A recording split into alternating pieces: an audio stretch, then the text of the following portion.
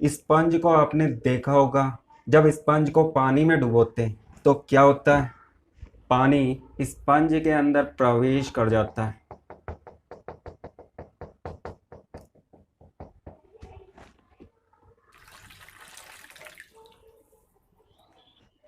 और इस घटना को अवशोषण कहते हैं।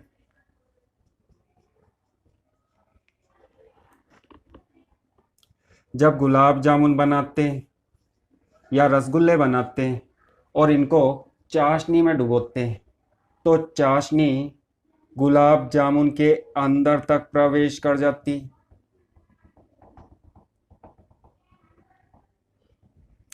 यह घटना अवशोषण होती है। स्पंज को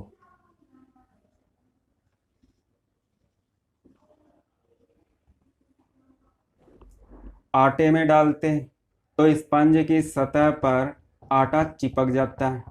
आटा केवल स्पंज की सतह पर चिपकता है, आटा स्पंज के अंदर प्रवेश नहीं करता। सतह पर होने वाली इस घटना को अधिशोषण कहते हैं।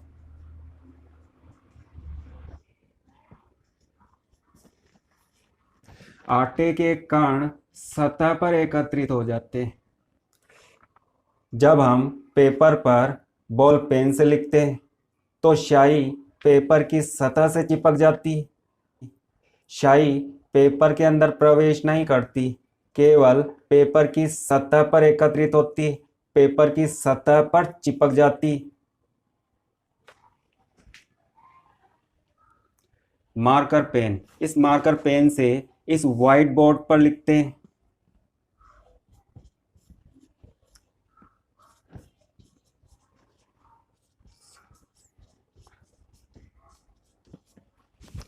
तो मार्कर पेन की स्याही इस व्हाइट बोर्ड के अंदर प्रवेश नहीं करती, स्याही मार्कर बोर्ड की सतह से चिपक जाती और इसी घटना का नाम अधिशोषण है। इस अध्याय का नाम पृष्ठ रसायन है। हमें पता होना चाहिए कि पृष्ठ रसायन किसे कहते हैं। यह रसायन विज्ञान की एक शाखा है, रसायन विज्ञान का एक सब्जेक्ट है। पृष्ठ का मतलब सतह होता है, पदार्थ की सतह को पृष्ठ बोला जाता है। किसी पदार्थ की सतह पर होने वाली घटनाओं का अध्ययन रसायन विज्ञान की जिस शाखा में किया जाता है उसे पृष्ठ रसायन कहा जाता है। जैसे अधिशोषण सतह पर होने वाली घटना है, उत्प्रेरण उत्प्रेरक की सतह पर होने वाली घटना उत्प्रेरण कहलाती है। धातुओं की सतह वायुमंडल में उपस्थित गैसों के साथ क्रिया करती है, जिसे हम संक्षारण कहते हैं। गन्ने के रस में शर्करा होती, शर्करा को क्रिस्टल में बदलना क्रिस्टलीकरण कहलाता है। जब हम किसी पदार्थ के क्रिस्टल बनाते हैं तो उस प्रक्रिया को क्रिस्टलीकरण कहा जाता है और यह घटना भी सतह पर होती है। कोलाइडी विलयन, जो इस अध्याय का महत्वपूर्ण टॉपिक है, कोलाइडी विलयन का बनना सतह पर होने वाली घटना है। तो जब किसी पदार्थ की सतह पर होने वाली घटनाओं का अध्ययन किया जाता है तो रसायन विज्ञान की उस शाखा को पृष्ठ रसायन कहा जाता है। अधिशोषण किसे कहते हैं? किसी ठोस या द्रव की सतह पर किसी दूसरे पदार्थ के अणुओं का आकर्षित होना या एकत्रित होना। किसी ठोस या द्रव की सतह पर किसी दूसरे पदार्थ के अणुओं का आकर्षित होना या एकत्रित होना अधिशोषण कहलाता है। अधिशोषण तीव्र गति से होता है क्योंकि यह सतह पर होने वाली घटना है। अधिशोषण क्यों होता है, इसे समझने के लिए अधिशोषण की क्रियाविधि को समझना होगा। हमारे पास एक पात्र में द्रव भरा है,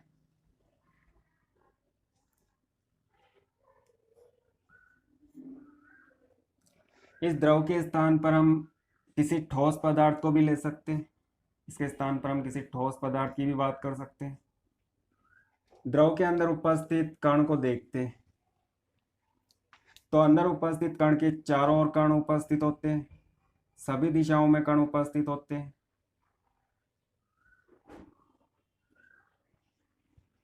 पदार्थ के कणों के बीच में आकर्षण बल कार्य करते हैं। इन आकर्षण बलों को वांडर वाल्स बल कहा जाता है। वांडर वाल्स बल दुर्बल होते हैं। पदार्थ के कणों के बीच में सहसंयोजक बंध हो सकते हैं, आयनिक बंध हो सकते हैं और बंध प्रबल आकर्षण बल होते हैं। दुर्बल बल हो या प्रबल बल हो, पदार्थ के कणों के बीच में आकर्षण बल कार्य करते हैं। तो इस कण को हम देखते हैं। इस कण को ऊपर की ओर स्थित कण आकर्षित करता है, नीचे की ओर स्थित कण आकर्षित करता है, साइड के कण आकर्षित करते हैं। सभी दिशाओं में इस कण को आकर्षित किया जाता है। जब किसी कण या बिंदु पर दो समान बल विपरीत दिशा में लगते, 10 न्यूटन 10 न्यूटन, तो ये दोनों बल एक दूसरे को कैंसिल कर देते हैं, परिणामी बल शून्य होता है। इसी तरह ऊपर और नीचे की ओर लगने वाले बल एक दूसरे को कैंसिल कर देते हैं। इसी तरह सभी बल एक दूसरे को कैंसिल कर देते हैं, तो परिणामी बल क्या होगा? शून्य होगा। ऐसे बलों को संतुलित बल कहते हैं।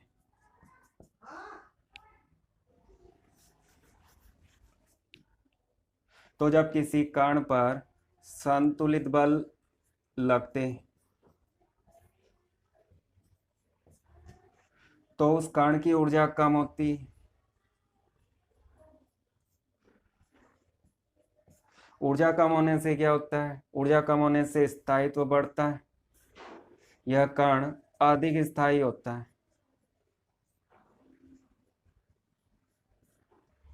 ऊर्जा कम है तो इस कण की क्रियाशीलता कम होती और यह कण अधिक स्थायी होता है। परंतु जब हम सतह पर स्थित कण की बात करते हैं तो इस कण को सतह पर स्थित दूसरे कण अपनी ओर आकर्षित करते हैं। सतह के अंदर स्थित कण इसे आकर्षित करते हैं, परंतु सतह के ऊपर यहाँ पर द्रव का कोई कण नहीं होता है, तो ऊपर की ओर कोई आकर्षण बल नहीं लगता है। इस कारण पर सतह पर स्थित कणों द्वारा लगने वाले बल विपरीत दिशा में, तो ये दोनों बल एक दूसरे को कैंसिल कर देते हैं।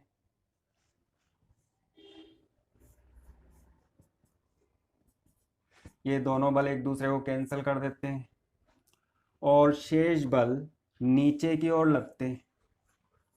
ऊपर की ओर कोई बल नहीं लगता, तो इस कण पर लगने वाले परिणामी बल शून्य नहीं हो सकते। तो इस कण पर लगने वाला परिणामी बल शून्य नहीं हो सकता।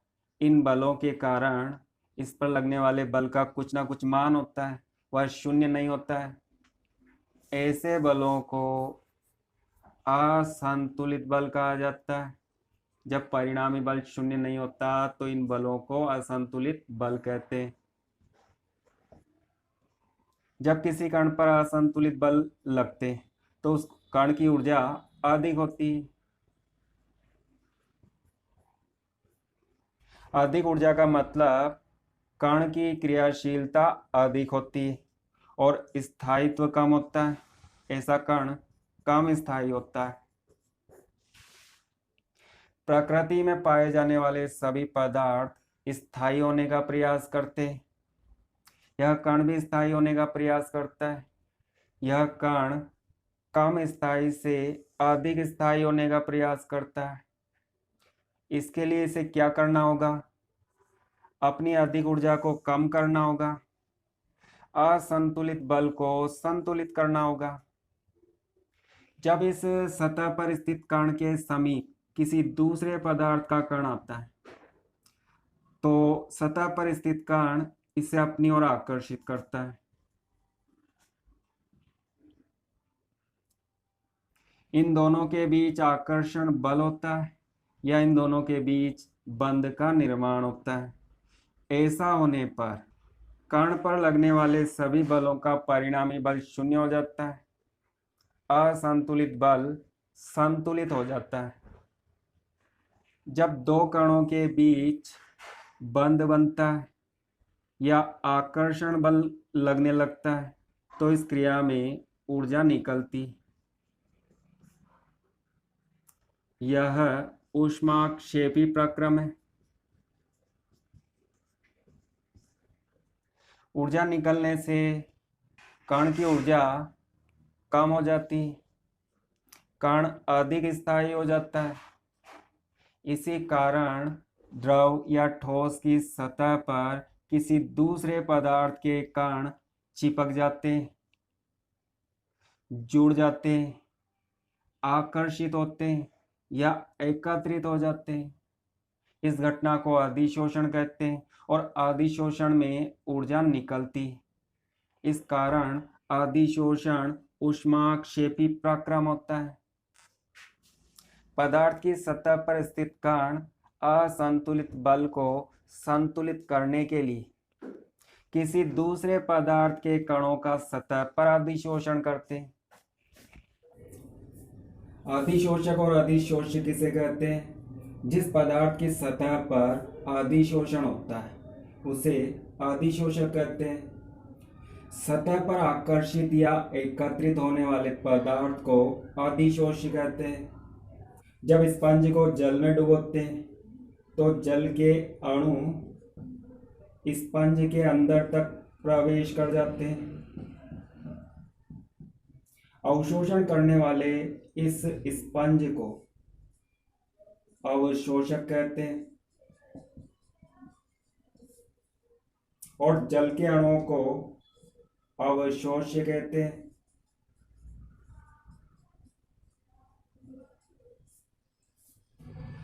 अधिशोषण में क्या होता है? ठोस पदार्थ की सतह पर दूसरे पदार्थ के कण चिपक जाते हैं तो इस ठोस पदार्थ को अधिशोषक कहते हैं।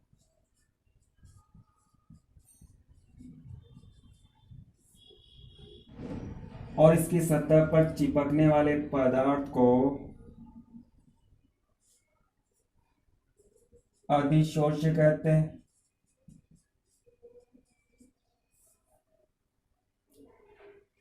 जब किसी द्रव की सतह पर गैसों का अधिशोषण होता है तो यहाँ पर द्रव अधिशोषक होता है और गैसें अधिशोष्य होती। दोस्तों, यहाँ पर मैं जो कुछ भी बताता हूँ उसे अपनी कॉपी में नोट कर लो। अधिशोषण के महत्वपूर्ण उदाहरण। सबसे पहला उदाहरण देखो, सक्रिय चारकोल द्वारा ammonia gas, chlorine gas, sulphur dioxide gas आदि गैसों का अधिशोषण। चारकोल क्या होता है? जब हम किसी लकड़ी को जलाते हैं तो जलाने पर क्या होता है? लकड़ी में उपस्थित कार्बन वायु में उपस्थित ऑक्सीजन के साथ क्रिया करता है और CO2 गैस बनाता है। लकड़ी में उपस्थित कार्बन गैस के रूप में बाहर निकल जाता है और लकड़ी राख में बदल जाती है। परंतु जब हम लकड़ी को वायु की अनुपस्थिति में बहुत अधिक ताप पर गर्म करते हैं, लकड़ी को वायु की अनुपस्थिति में एक बंद पात्र में उच्च ताप पर गर्म करते हैं, चूंकि इस बंद पात्र में ऑक्सीजन अनुपस्थित होती है तो लकड़ी में उपस्थित कार्बन बाहर नहीं निकलता। ऐसा करने पर लकड़ी काली हो जाती, लकड़ी कोयले में बदल जाती। लकड़ी में उपस्थित सभी अशुद्धियां वाष्प के रूप में बाहर आ जाती। कार्बन लकड़ी में रह जाता है, कार्बन काला होता है तो लकड़ी काली पड़ जाती है। इसी कोयले को चारकोल कहा जाता है। लकड़ी से प्राप्त चारकोल को पादप चारकोल या काष्ठ चारकोल कहते हैं। इसी तरह जंतु चारकोल भी होता है। बंद पात्र में जानवर की हड्डियों को गर्म किया जाता है। जानवर के कंकाल को, हड्डियों को बंद पात्र में उच्च ताप पर गर्म करते हैं तो हड्डियां कोयले के समान काली हो जाती है। इसे जंतु चारकोल कहते हैं। चारकोल का एक टुकड़ा लेते हैं तो इस टुकड़े की सतह पर गैसों का अधिशोषण होता है। इसकी सतह पर गैस के कण चिपक जाते हैं, सतह पर एकत्रित हो जाते हैं। अधिशोषण सतह पर होने वाली घटना है। यदि हम इस चारकोल के टुकड़े करते हैं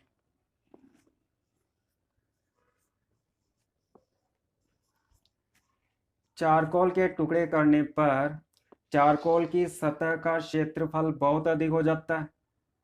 गैसों का अधिशोषण सतह पर बहुत अधिक होता है। प्रत्येक टुकड़े की सतह पर गैसों का अधिशोषण होता है। तो चारकोल के टुकड़े करने पर अधिशोषण की सतह का क्षेत्रफल अधिक हो जाता है तो अधिशोषण अधिक से अधिक होता है। यहाँ पर अधिशोषण कम होता है और यहाँ पर अधिक होता है। यह चूर्णित चारकोल है। चूर्णित का मतलब पीसा हुआ चारकोल, और इसी को सक्रियत चारकोल भी कहा जाता है। यह अधिक क्रियाशील होता है, मतलब यह गैसों का अधिशोषण अधिक करता है। जंतु चारकोल में छिद्र होते हैं और इन छिद्रों के कारण चारकोल की सतह का क्षेत्रफल बहुत अधिक हो जाता है। बाहर की सतह पर गैसों का अधिशोषण होता है, छिद्रों की सतह पर भी गैसों का अधिशोषण होता है तो अधिशोषण की मात्रा बहुत अधिक हो जाती है। इसे भी सक्रियत चारकोल कहा जाता है। सक्रियत चारकोल द्वारा शर्करा विलयन का विरंजीकरण, विरंजीकरण का मतलब होता है रंग उड़ाना। गन्ने के रस में शर्करा होती है। गन्ने का रस शर्करा विलयन होता है और जब गन्ने के रस से शक्कर बनाते हैं तो गन्ने के रस को गर्म करना पड़ता है। गर्म करने पर प्राप्त शर्करा का विलयन भूरा होता है, जबकि शक्कर सफेद होती है और शर्करा का विलयन भूरा होता है। तो इसके रंग को साफ करना होगा, इसके रंग को उड़ाना होगा। शर्करा के इस विलयन में चारकोल डाल देते हैं तो चारकोल क्या करता है, विलयन में उपस्थित भूरे रंग के कणों का अधिशोषण करता है। चारकोल की सतह से रंग के कण चिपक जाते हैं तो विलयन का रंग साफ हो जाता है। सिलिका जेल द्वारा जलवाष्प का अधिशोषण बहुत ही महत्वपूर्ण उदाहरण है। सिलिका जेल को आपने देखा होगा, जब हम बाजार से कुछ इलेक्ट्रॉनिक उपकरण खरीदते हैं, जैसे मोबाइल खरीदते हैं, तो इनके बॉक्स में एक छोटी सी पुड़िया निकलती, इस तरह की एक छोटी सी पुड़िया निकलती है। उस पुड़िया पर लिखा होता है सिलिका जेल। इसके अंदर सिलिका के दाने होते हैं। यह क्या करता है, यह वायुमंडल में उपस्थित जलवाष्प का अधिशोषण करता है। जलवाष्प मतलब नमी का अधिशोषण करता है। इलेक्ट्रॉनिक उपकरण में सर्किट होता है, परिपथ होता है। परिपथ धातुओं से बनता है। नमी की उपस्थिति में या जल की उपस्थिति में परिपथ खराब हो सकता है, तो उसे खराब होने से बचाने के लिए बॉक्स में सिलिका जेल की पुड़िया को रखा जाता है। सिलिका जेल वायु में से नमी को सोख लेता है। ऐसा होने पर इलेक्ट्रॉनिक उपकरण खराब नहीं होते। सिलिका जेल एक अच्छा अधिशोषक है क्योंकि यह दानेदार होता है और प्रत्येक दाने की सतह पर नमी का अधिशोषण होता है। अधिशोषण और अवशोषण में क्या अंतर होता है? अधिशोषण वह प्रक्रिया जिसमें कोई पदार्थ अन्य पदार्थ की सतह पर एकत्रित होता है, अधिशोषण कहलाती। वह प्रक्रिया जिसमें कोई पदार्थ अन्य पदार्थ के अंदर समान रूप से एकत्रित होता है, अवशोषण कहलाती। यह केवल सतह पर होने वाली घटना है, तो इसे सतही प्रक्रिया या पृष्ठीय प्रक्रिया कहते हैं। जबकि अवशोषण समस्त पदार्थ में होने वाली घटना है, इसे स्थूल प्रक्रिया कहते हैं। अधिशोषण असमान गति से होता है, प्रारंभ में तीव्र गति से होता है और बाद में धीमी गति से होता है।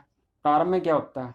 प्रारंभ में अधिशोषक की सतह खाली होती है, इस खाली सतह पर अधिक से अधिक अधिशोषण होता है। सतह जब भर जाती है तो खाली स्थान कम हो जाते हैं, तो अधिशोषण की गति भी कम हो जाती है। तो अधिशोषण प्रारंभ में तेज गति से होता है और बाद में धीमी गति से होता है, जबकि अवशोषण एक समान गति से होता है। सिलिका जेल द्वारा जल वाष्प का अवशोषण, नमी का अवशोषण अधिशोषण का उदाहरण है। अवशोषण का उदाहरण निर्जल कैल्शियम क्लोराइड। निर्जल का मतलब सूखा हुआ calcium chloride, dry calcium chloride. और जब इस कैल्शियम क्लोराइड को एक पात्र में रखते हैं, इसका पाउडर एक पात्र में रखते हैं, तो यह पाउडर क्या करता है? वातावरण में उपस्थित नमी को अवशोषित कर लेता है, सोख लेता है। नमी इस संपूर्ण कैल्शियम क्लोराइड के अंदर समान रूप से प्रवेश कर जाती और कैल्शियम क्लोराइड गीला हो जाता है, आर्द्र हो जाता है। सिलिका जेल नमी को सतह पर अवशोषित करता है और कैल्शियम क्लोराइड नमी को अपने समस्त भाग में अवशोषित करता है। तो आप इसका स्क्रीनशॉट ले लो।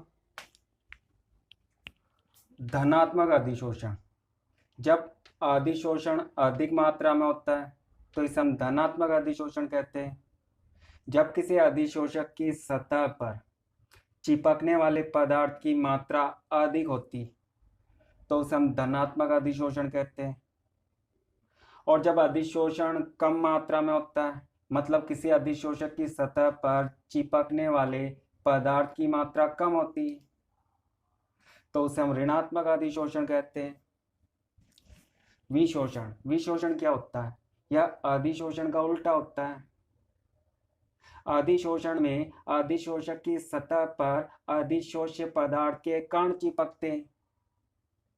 अगर हम उन कणों को अलग करते हैं, मतलब अधिशोषण का उल्टा करते हैं, तो उसे विशोषण कहते हैं। अधिशोष्य का अधिशोषक की सतह से अलग हो जाना विशोषण कहलाता है। शोषण क्या होता है? जब अधिशोषण और अवशोषण दोनों घटनाएं एक साथ होती तो इसे हम शोषण बोलते हैं।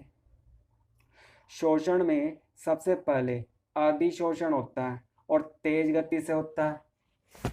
अधिशोषण के बाद अवशोषण प्रारंभ हो जाता है और अवशोषण धीमी गति से होता है।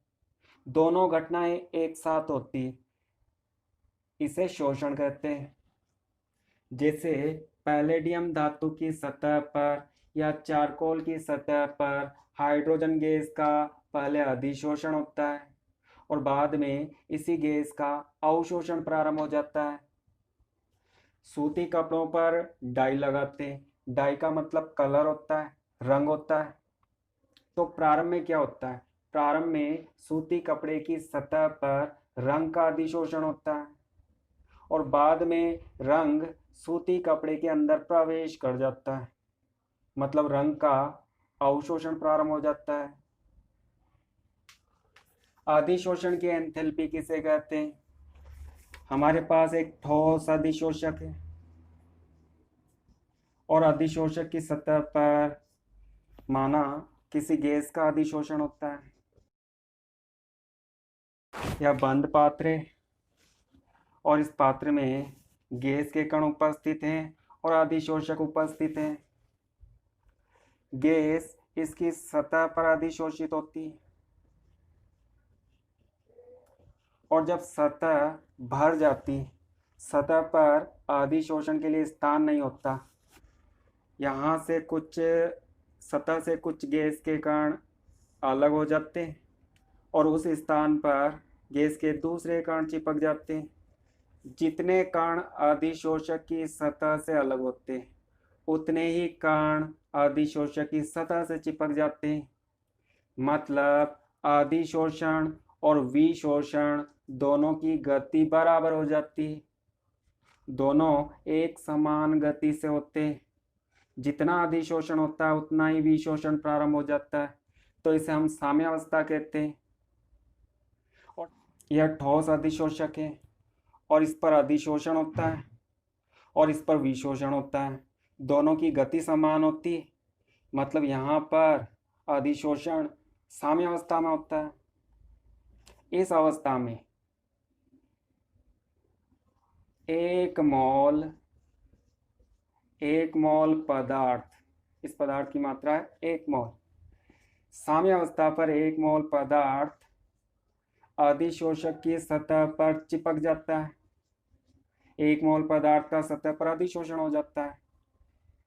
अधिशोषक की सतह पर अधिशोष्य पदार्थ के कण बंध बनाते हैं और बंध निर्माण में ऊष्मा ऊर्जा निकलती है।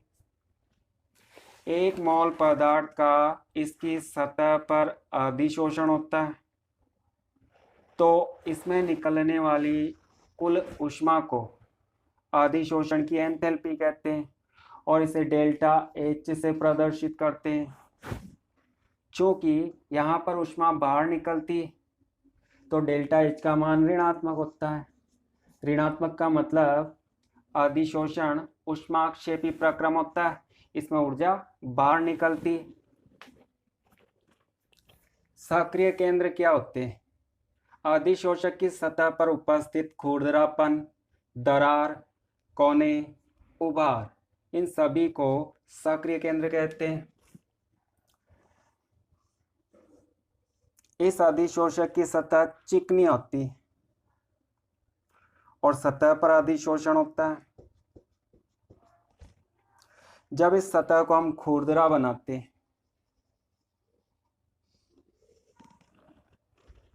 या इस सतह पर दरार आ जाती है